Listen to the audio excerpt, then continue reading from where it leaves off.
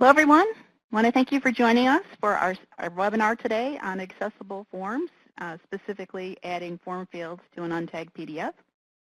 Our session is going to be recorded for future on-demand viewing. And during the presentation, a Q&A pod is going to appear for you to send us any questions that you might have. And just below that Q&A pod, you'll also see the demo files that you can download and follow along with. They're also on the screen here in the lower left-hand corner. And in the top right corner of your screen, there's some arrows. And you can go ahead and click on those arrows to move the presentation into full screen mode. At this time, I'd like to turn things over to our presenter, Rob Haverty. Rob, take it away. Thank you, Lori. And hello, everyone. I am going to start, as I always do, with sharing my screen.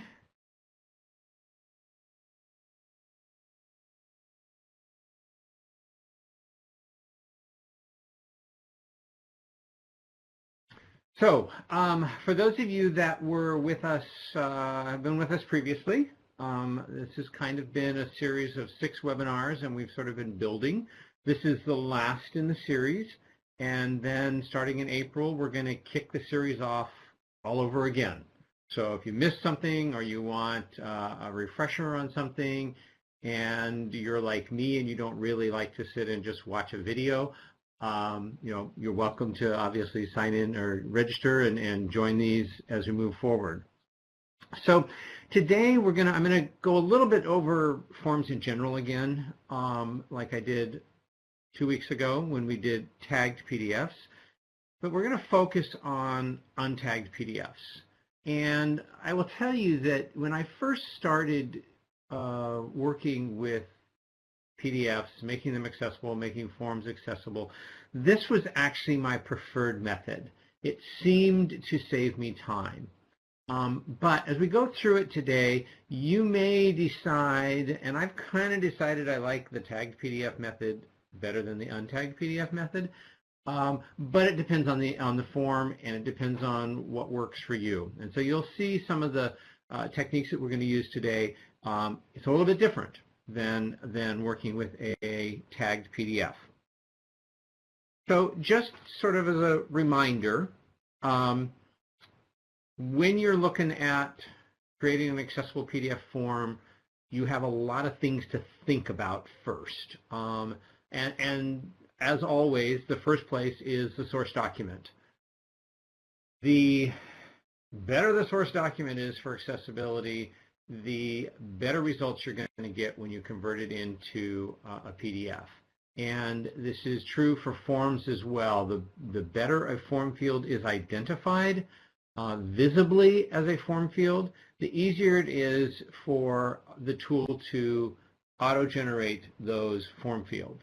Now, you may want to just create manual form fields, in which case, whether it is clearly visibly identified as a form field or not becomes less critical.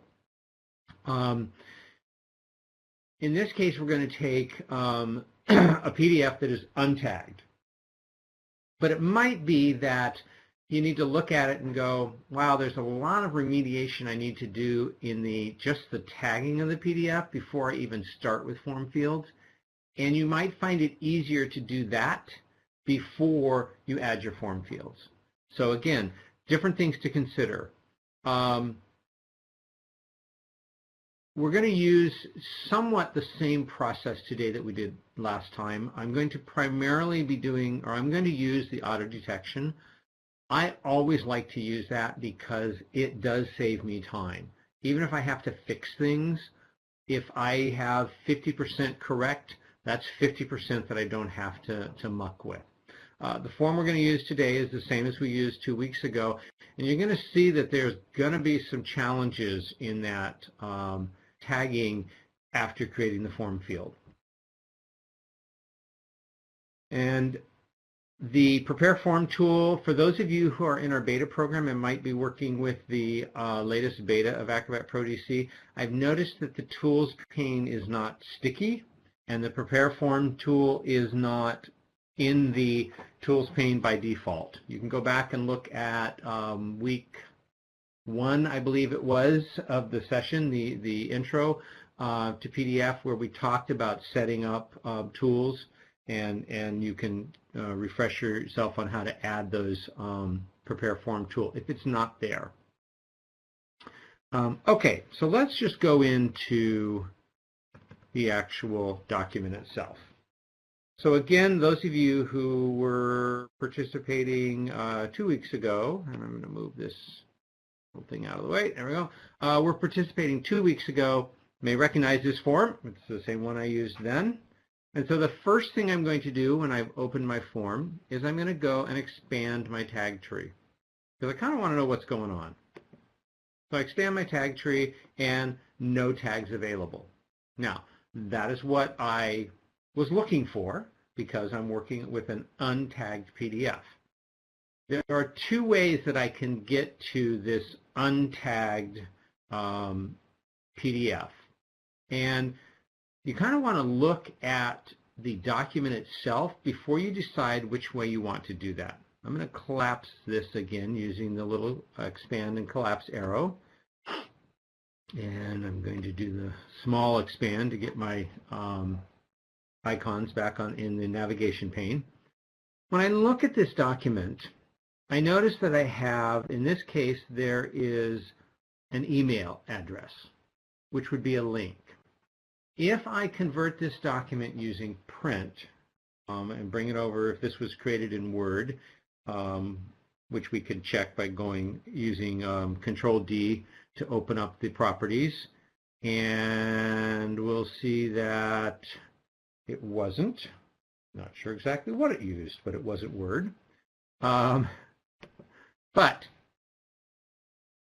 if it was Word or another application that allows you to print to PDF, you will end up with an untagged PDF. It also will not recognize links.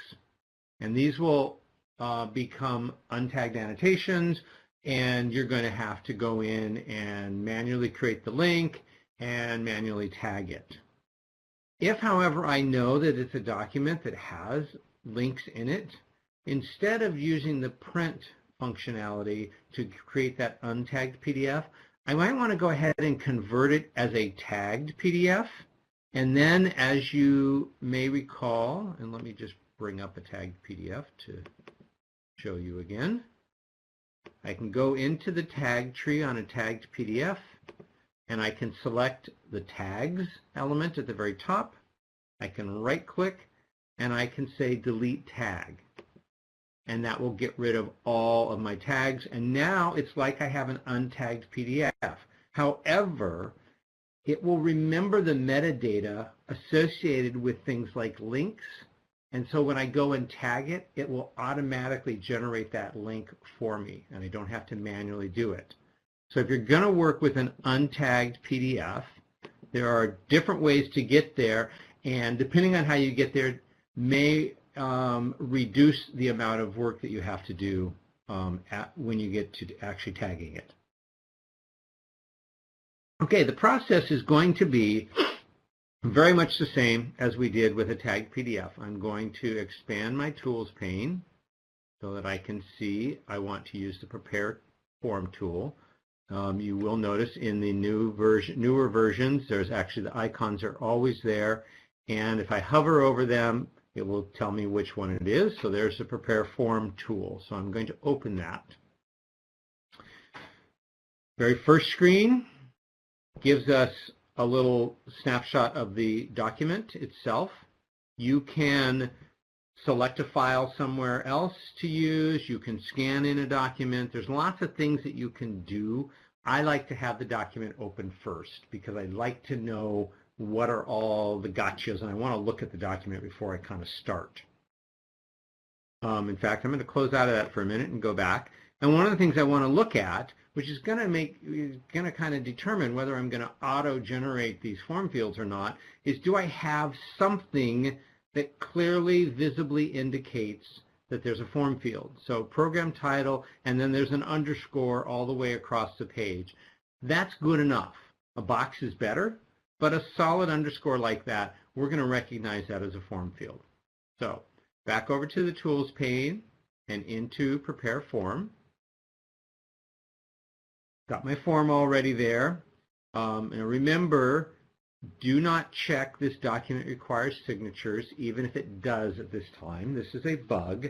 When you check that, you will lose 4 of the property tabs for your form fields, some of which I think are pretty important, like formatting the form field. So if you want to have a date format.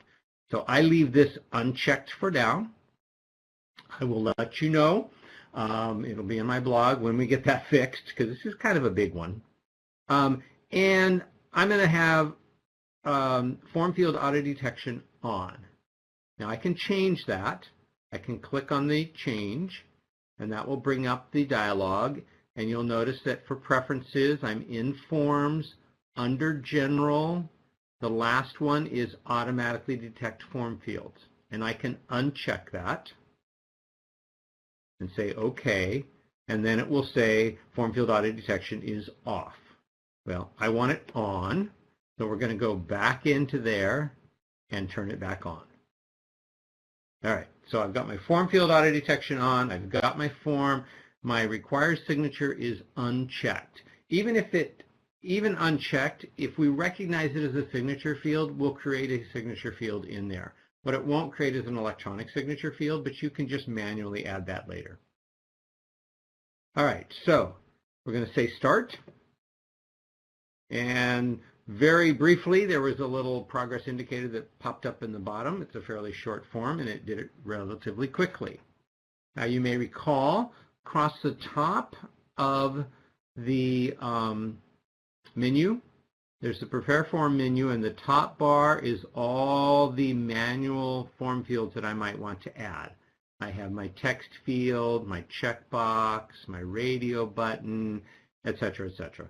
My signature field is way over here, so if I want to add a digital signature field, I can do that manually. On the top right panel are all the things about positioning the form fields. And in the bottom, there's a couple drop downs for some more tools and things. But the primary thing I'm interested in here is the tab order. And much like in PowerPoint or many other applications, when you add a new field or a new graphic or something, it always gets put at the bottom of the tab order. So you're going to need to pay attention to fixing that. Now, there was a little confusion last time. There's 2 words that are unfortunately really, really close, and sometimes I may not speak as clearly as I could. There is the tab order, and then there is the tag order, as we get in the tag tree when we have the tags. The PDF UA standard requires that the tag tree be in the logical reading order.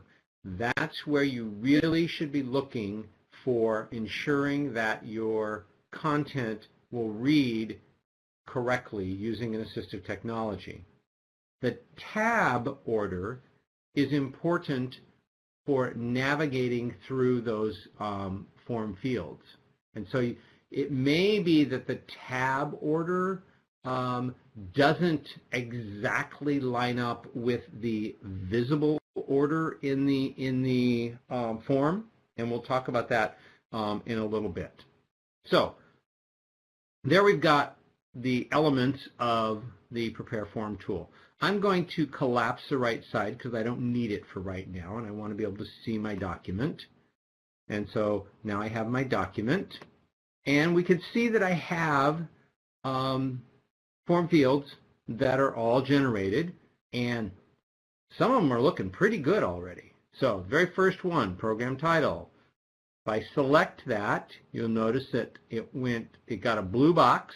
So it was outlined in black, now becomes outlined in blue with the little corner things for resizing and moving. And the program title gets a blue highlight. So I know that's the active field that I'm working on. I can right-click to bring up the context menu and go to Properties, which is at the top of the context menu in this tool. And my Properties dialog opens. And I need to ensure that the name in the form field property is identical or as close to possible to being identical with the visible label for that form field. So if it says program title, I want it to say program title. I need to make sure I have a tooltip. Adobe Sign is using the tooltips when you are going through the form fields in Adobe Sign. So it's important to make sure you have a tooltip in there, even if it is identical to the name. And in this case, it auto-generated both. And now I can go to my next one. I can close this, but I don't have to. If I just select the next field, and this is the date field, I'm going to see that I have my properties for date. I can go into my formatting, and I can format it as a date, and then give it a specific date format. We'll do month, month, day, day, year, year, year, year. If I do that, don't have to. It kind of depends on the form and what you want to do with that. But if I've done that, I need to make sure I go back into my tooltip and say month, month, day, day, year, year, year, year. Because it's not in the visible label. And so the only way a screen reader is going to get this is through the tooltip. And then I have my time field, time, time. I have my location field, location, location. Things are looking pretty good initially. So let's close out of that for a moment. And let's look down through our document a little bit more. So I have number of contact hours requested. Those look pretty good. I'll need to physically check everything, but I'm looking right now for things where I might have a problem. All right, so get down here and it's please check intended audience below. So let's select that one there for the nursing home administrator. I'm going to right click and go into my properties. And you're going to see that that is a text field, when the reality is that this needs to either be a checkbox or a radio button. So let's close out of that and let's take a look at them. Well, I have three choices. I can say nursing home administrator, residential care administrator, or both. Now, if it didn't have the both field, I would make these checkboxes because it looks like I can choose both.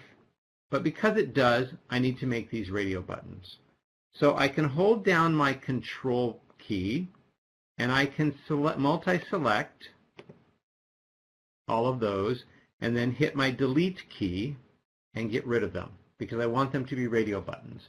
Today there is no way for you to take an existing form field and convert it to another type of form field. So we're going to create radio buttons. We're going to go up to the top where we have our manual fields, and the circle with the dot in the middle of it is our radio button icon. So I'm going to click that, and when I do, when I drag the mouse down into the document, you'll see the blue box appear. It's always a blue box. It doesn't matter what form, what field, type of field it's going to be. So don't worry about the fact that, oh, I want a radio button and it's a box and not a circle at this point. I'm going to select that. And the first thing that's going to come up is the group name. Radio buttons need to be grouped because you're only going to choose one of them. So in this case, the group is intended audience. I'm taking that from the text above where it says, please check intended audience. And my choice for the first one is nursing home administrator. Now, I can close this just by clicking anywhere in the document and go up and manually add the button again, or down at the bottom of the dialog, it actually tells me that I can add another button. So if I select that, I'm going to automatically get my box. Same group, so that's already pre-populated, and now I need to say residential Essential Care Administrator. And I want to add one more button. And I'm going to add both.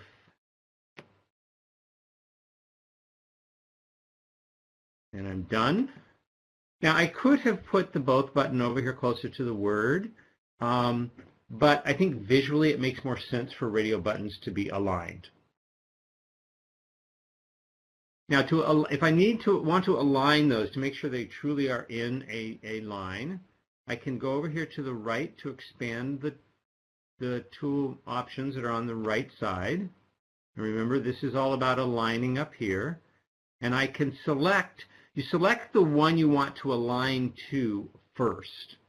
So I'm going to just select the middle one for fun, and then hold down my Control key and select the other two. And I want to align them vertically. The icons don't really tell me. I have trouble understanding these icons, so I always have to hover and look to see which one it's going to be. And so this is the align vertically. I select it, and you may have noticed if you were watching the screen, this one moved just slightly to the right. I'm not sure this one had to move at all. I was in pretty good shape. So now these are all aligned. I'm going to close that again. We have some other things that we can do with this document. We need to fix the address. You'll notice that all 5 address fields say address 1, 2, 3, 4, and 5. And this is because the city, the state, and the zip are below the form field. The best place for a visible label of a form field for us to auto-detect it correctly is to the left of the form field. They were making space for their form fields, and so they put those below. So again, I'm just need to go in and change them around. And take that address 3-1, click on it. Notice the blue. That means that's the one I'm working on. Right click, bring up the properties menu, and that one is going to be city. I do city on that. I go to the one that is state and change those both to state. And I'm going to go to the one that says zip. The name I'm going to leave as zip because I want the name of the form field, and we'll see why in a bit, to match the visible label. So I'm going to say zip, but then I'm going to put in my tooltip zip code to be a little more clear. You need to be thinking about not only how these things might be read out by an assistive technology, but what you can do to help people who might have a cognitive disability understand what is being asked also.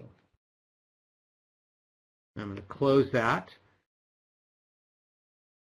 I could do these a little bit different. I could say, you know, address line 1, address line 2. I can even delete this one if I don't really feel like I need that. So in this case, I'm going to delete it. Delete it just because. But those are kind of choices you need to make on determining how you want to do that. All right, so let's take a look at what we have going on. We're not going to go down to the bottom right now. We're going to take a look at our tab order. So let's expand the tools on in the menu on the right side again, so that we can do the tab order. And one thing I could do is I could preview this and actually tab through it and see what the tab order looks like. But I know I added some fields. I added these 3 in the middle, and they're going to be at the bottom, and they need to be somewhere in the middle. So these radio buttons, I need to find those in the tab order, and they're going to be at the bottom. Intended audience is a radio button. I'm going to go ahead and collapse that. And then I need the only way you can change the tab order today is drag and drop. Another bug that we're working on fixing. So I'm going to try dragging that up. And I need it, let's see, where do I need that? Registration. There, registration fee goes right there. Scroll back down. Okay. Now, the tab order, let's take a look at this address section too from the tab order. Because it's going to have put the tab order. Oh, well, wonders, wonders. It did it right. Not always, but it has address 1, city, state, zip, and then phone. And I'm okay with that because it's going to make more sense to the user to fill out the complete address before they go to the phone number, even though the phone number is in that funky position. So this is where the tab, you need to pay attention to the tab order. And you may even decide that the logical reading order might not match the visible layout itself as well. All right, so we're going to say we're done. So I'm going to, oops, no, I'm not. Sorry about that. All right, so before we say we're done, I am going to collapse this back down, and I'm going to go to Preview. And Preview allows me to navigate through the document, fill things out. So I tab, and I'm on the program title. I tab again, I'm in the date. We can check our date format. I can say March 21, 2019, and I tab off of that, and you'll notice it automatically converted it. It knew to convert that. So that formatting worked. Location, hours, ethics, regulations, registration fee. I'm in my radio buttons. Radio buttons, you navigate. If I hit tab again, I should be down at name of person submitting application. Shift tab will take me back up there. Radio buttons navigate with the arrows, so I use my down arrow, and it's going to start filling it out automatically. Tab there, tab there. Notice that my tab goes from address to city to state to zip and then to phone and then to email address. So that's all looking right. So I'm going to, don't click close at this point, go back into edit mode so that I can clear anything that I put in there. And I do that by going to the More Tools in sort of the middle of the menu there, and it says Clear Form. So now my form doesn't have any of the data that I put in there. So now when I hit Close, we'll notice the radio buttons are not checked, the date's not in there. And I can save it. So I'm going to do a Save As so that I don't overwrite my sample document. And in this case, I'm going to say Form Fields. I always put delete to remind myself to clean out my folder. Save it. All right. So whenever I do a major step like that, I like to save. One, just because I don't want to have to go back and redo the work if something goes belly up on me.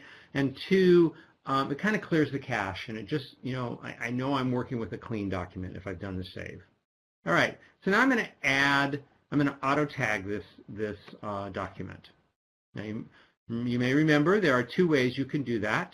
You can select the accessibility tool, which is not in the tools pane by default. You need to add it. And I can say add auto tag document. I'm going to close that, because I know that where I'm going to want to be next is in the tag tree. So I'm actually just going to go to the tag tree, select the no tags available, right click, and say add tags to the document.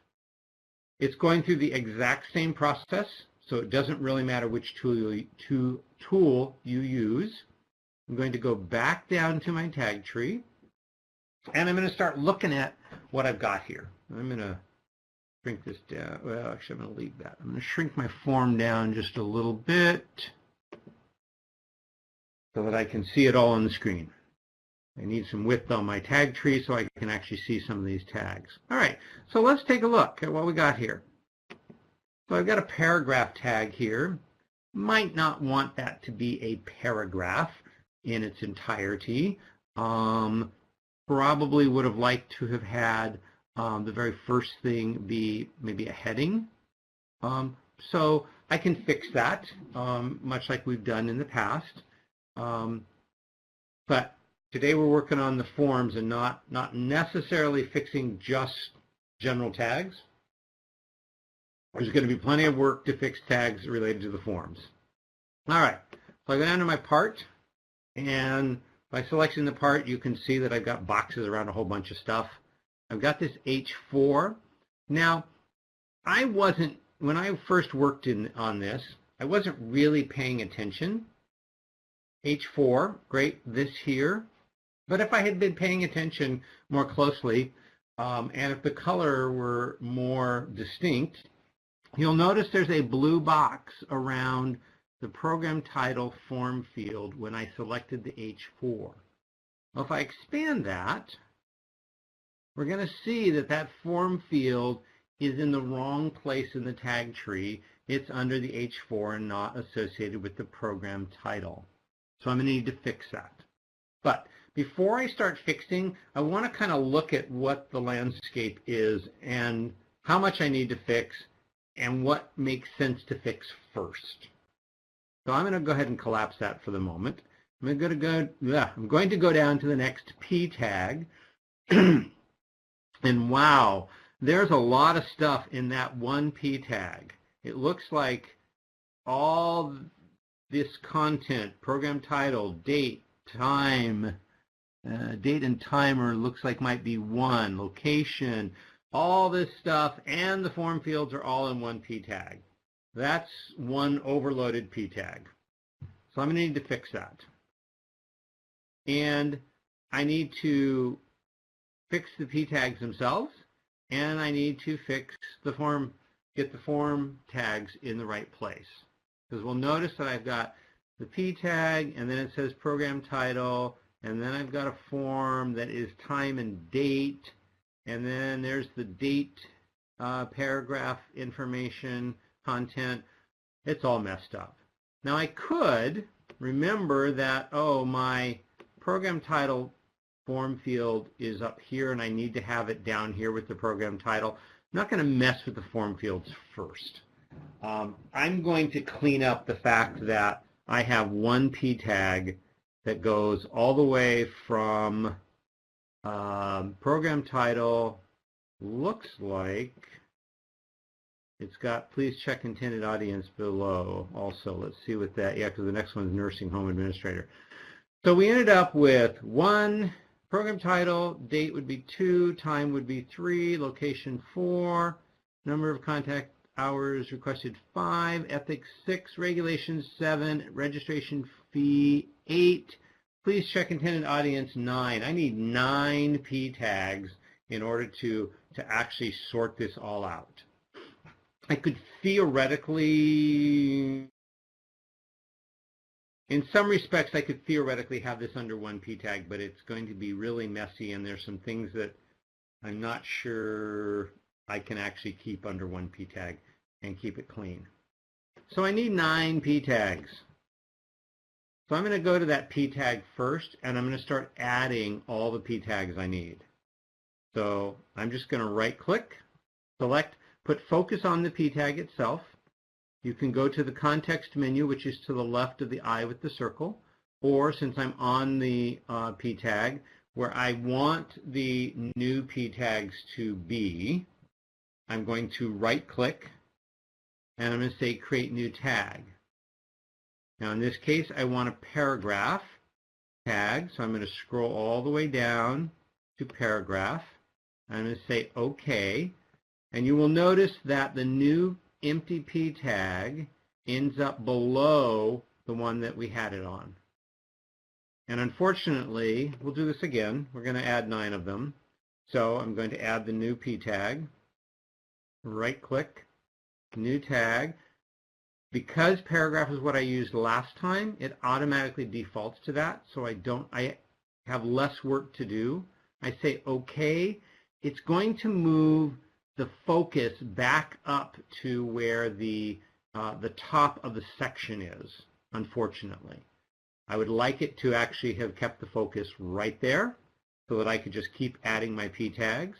New tag, OK, select the P tag, right click, new tag, OK, select the P tag, right click, new tag, OK. How many have I got? 1, 2, 3, 4, 5. Right click, new tag, there's 6. Right click, new tag, there's 7. Click, new tag. I should use a different form for this so I don't have to do so many of these. Right click, new tag. All right. So now I think I've got 9. 1, 2, 3, 4, 5, 6, 7, 8, 9. And I actually only needed 8 new ones, but we can deal with that later. Okay, so the first thing I need to do is start moving my content into my empty P tags. So don't worry about the form fields right now. All we're doing is getting the actual visible content of the document in the right places. So I'm going to select that first empty P tag, and I want that to be date. So to do that, I select the arrow up in the toolbar at the very top. It should be blue. Before I want to make sure that my empty P tag, is the one that is blue. Then with the arrow blue and that blue, I'm going to select the word date. And it's blue now. I'm going to go back to that empty P tag. I should have blue on the date, blue on the P tag. Right click and say create tag from selection. And now I have date under that P tag. And I'm going to just keep doing the same thing. So I go to the next empty P tag, make sure it's blue, make sure my arrow is blue, select time, go back to that P tag, so I have blue matching blue, right click, create tag from selection, and I didn't get the right thing somehow. Go back to this one. What I didn't do right is select, there we go. I needed to select both the word and the underscore at this point. And I'm going to say create tag from selection. Now this one here, I don't want it being red. I actually didn't need to do that. I don't want that being red. And so what I can do is artifact that. And we've gone through that process before. I can right click on it, and I can either, because I'm on the content itself, the little content file box, when I right click on that, instead of going to the reading order tool and selecting that content, which is kind of hard to do because there's all these numbers stacked on each other, when I'm in the content itself, I can right click and I can say change tag to artifact. And say OK, leave the default alone, and it's gone from there. All right. So then I have time. Now I need to do location. Make sure everything is blue. Create tag from selection. I'm going to go down to the next empty one, which should be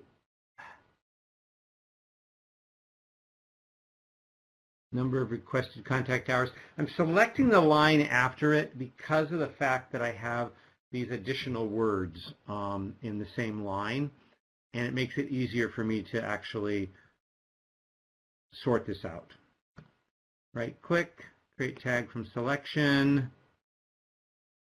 Next empty one is number of contact hours is ethics. So I got blue, make sure I have blue back over here, right click, create tag from selection. And the last one I have there is regulations. Blue on blue, right click, create tag from selection. Registration fee, and you'll notice there is a $sign. Select the whole thing again there. Blue on blue, right click, create tag from selection. And the last one was, please check intended audience below. A tag from selection. Okay, wow. That was a lot of work. Now we've got all of our P tags correct. But we need to find the form fields that go with each of these. So my first one, because this is such a mess in here, I'm going to start by finding my date form field. So I'm going to go in here, and I'm going to right click, and there it says date, but date and time are under the same form field. So I actually need to create a new form field for date alone. So I can go down to my date. I can right click on that. So I'm in the paragraph tag for date. I'm on the content box for date because I want the form tag to be a peer of the content. So I'm going to right click, say new tag. In this case, I'm going to find form in the drop down. I'm going to say OK, and I have a form tag. So now I can go back up to my date OBJR, and I can drag and drop it into the right place as a child of the form tag, or in my case, since I can't drag and drop, well, I'm going to cut and paste. Right click, cut, go down to my date form, right click, and paste as a child. Now you can see why it is so critical that the form field name in the property is identical to the paragraph content or the label for that form field, because now it's easy for me to match date to date. It is not a form tag if it does not have a form tag with a child of an OBJR or an object reference. So you need to make sure that that formatting is correct. Now the next one I care about is time. And this time my time now is all by itself under the form field. So I can select that, the form tag, right click, cut, go down to time, the content, right click, and I want to paste. So the form is a peer of the content in the paragraph tag with a child of the OBJR. Location, that one should be all by itself up here somewhere. And have another mess there. There's location. So I'm going to go ahead and select the form tag for location, right click, cut, scroll down, location, right click, paste. And so you can see this can be done, but it's also a time-consuming process to make sure that you get all of these things broken out into their correct format. Now, I haven't done number of contact hours requested, ethics and regulations. If I go up here and see the form for that, you're going to see that all three are under one form tag. I need to create separate form tags like we did for date and time and break those out.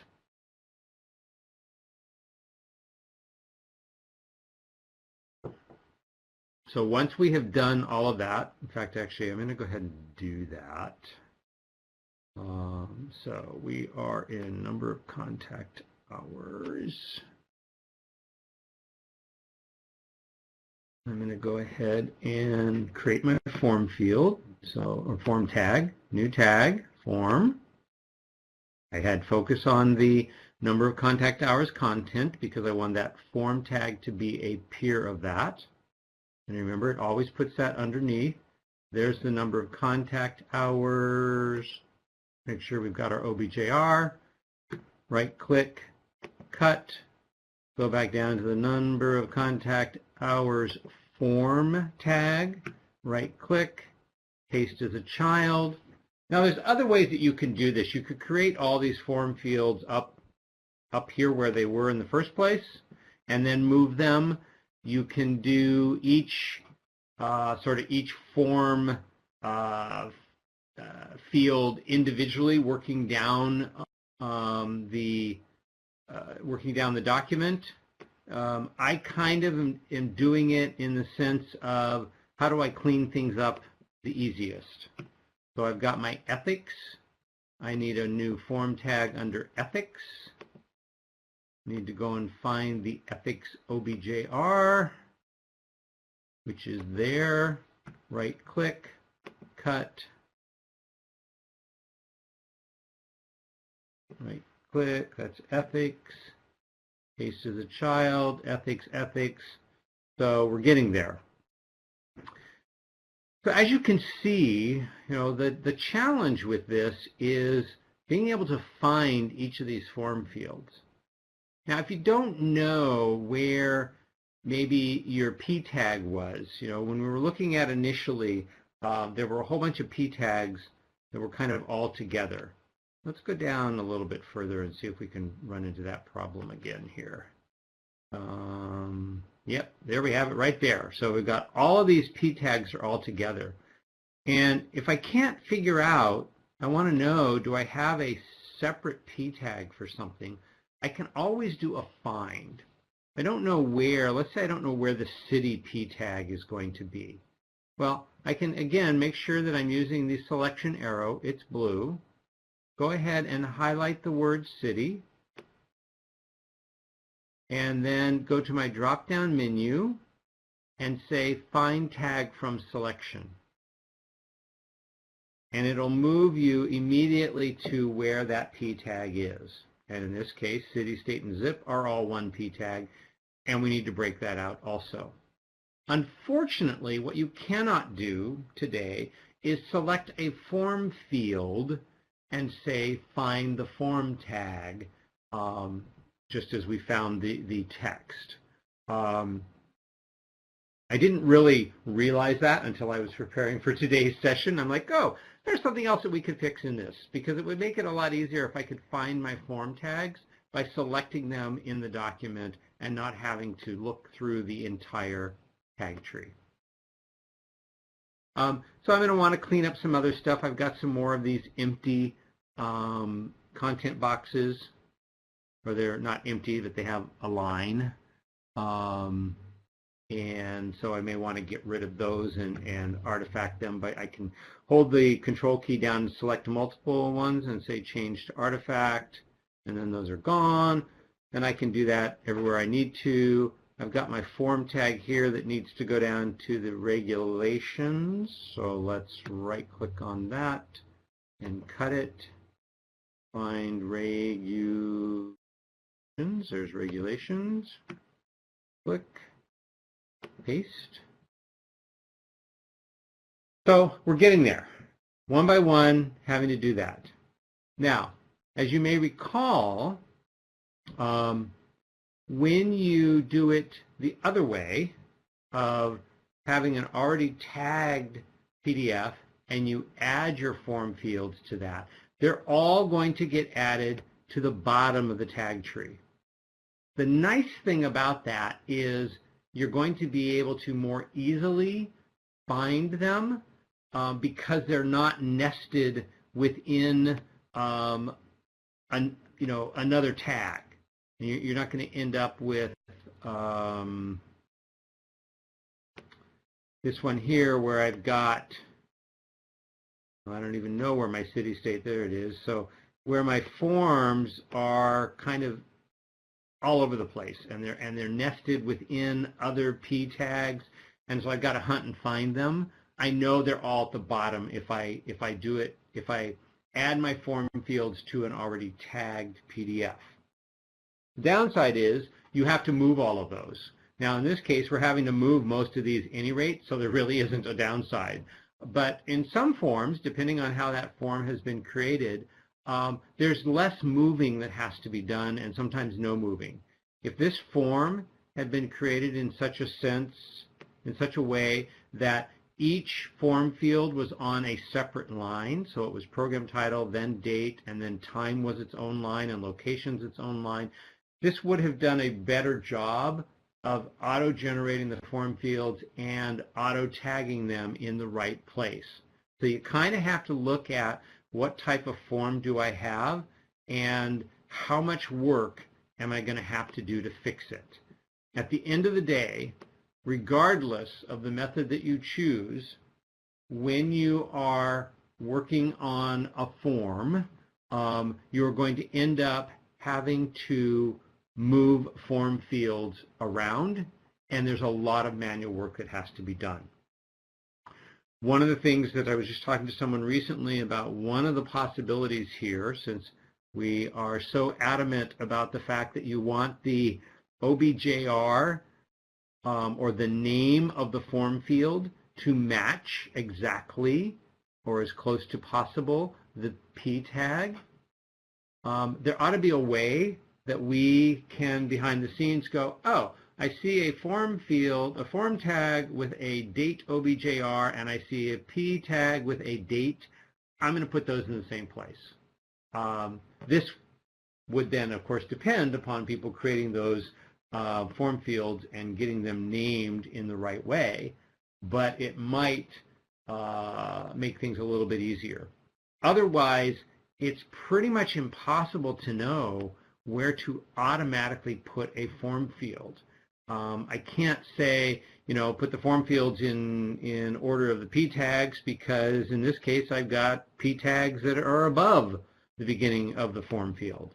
And maybe a form field isn't a P tag, maybe it's an H tag, or I don't know. So there is opportunity for growth and change, but I can't fool you here. Forms are hard. Forms take a lot of work. The things that I have found to make it easier for me is, number one, is to auto-generate those form fields. Not everybody agrees with me on this, and that's perfectly fine. This is just my way of doing it easier, because then at least I get most of them correct, depending upon the form. If you have a form like one I looked at from one of the federal agencies, where there were over 100 checkboxes, and that was almost the entire form. I'm sorry, 100 radio buttons, and that was almost the entire form. We auto-generated those as checkboxes. That's a waste of time. Now I have to go and delete them all, so maybe I don't want to auto-generate in that case. But you're going to want to look at the forms and decide which method works best for you.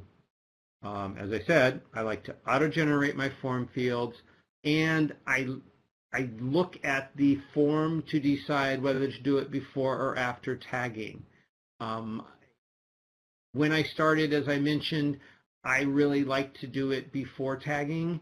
I am starting to lean more towards the side of do it after tagging, because then all the form fields are on the bottom, and even though I have to move them all, I find it easier to find them and move them, and they have likely been created correctly.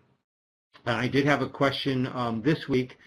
Someone sent me a form, and there was a form field that clearly looked like it was generated. It was blue, and I could get to it in the form, and for the life of me, I could not find it anywhere in the tag tree.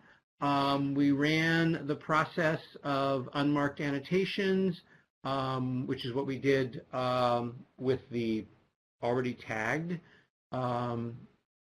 document. And so if it's not already been tagged, you don't have to run the unmarked annotations, but we did the check. There were no unmarked annotations, so clearly that form field existed somewhere in the tag tree. No one knew where. It was buried. I couldn't find it for the life of me.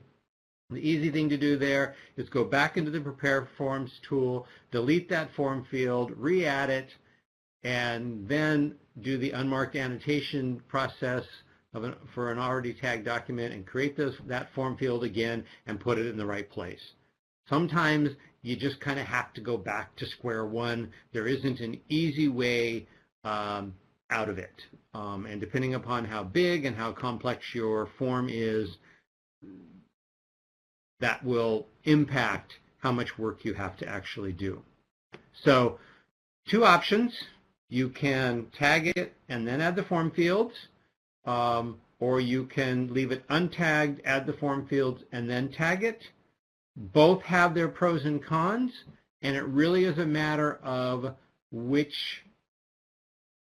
type of document it is and how it's been created, and what your preference is, what you are most comfortable with, and what feels right and saves you time. At the end of the day, I want to save time. And so we'll continue to work on improving this process to save you time. I love your feedback on this. When you have things that you're doing and you're like, I hate this, or someone else I was talking to recently said, well, I don't hate it. It's like, okay, fine. If you just think it could be better, that's fine. Send me an email and let me know what we can do to make this a better process. If you've got a wacko form and you just don't know what to do with it, don't hesitate to send me an email also. As you will recall, at the very end of the slide deck is contact information. The deck and all these forms are available. I gave you 2 forms to play with, and there's a final version, which is the versions that I have fixed, so you can check your work against what I have fixed. And there, you will find that this deck and the one from 2 weeks ago are almost identical. The difference has to do with what you do after creating the form fields. In this case, you're going to auto tag the document and then fix the tag tree. In the other one, you had to manually create the form fields and then fix the tag tree. So those really are the only 2 differences. As I mentioned at the outset, we're going to kick off this series all over again starting in April, so April, May, and June. Same link. Those sessions are already out there, so you can register for those. I'm also going to promote a conference that a lot of people who are experts in document accessibility present at, and it's called Accessing Higher Ground. If you just look up Accessing Higher Ground, I believe it's accessinghigherground.org is their website.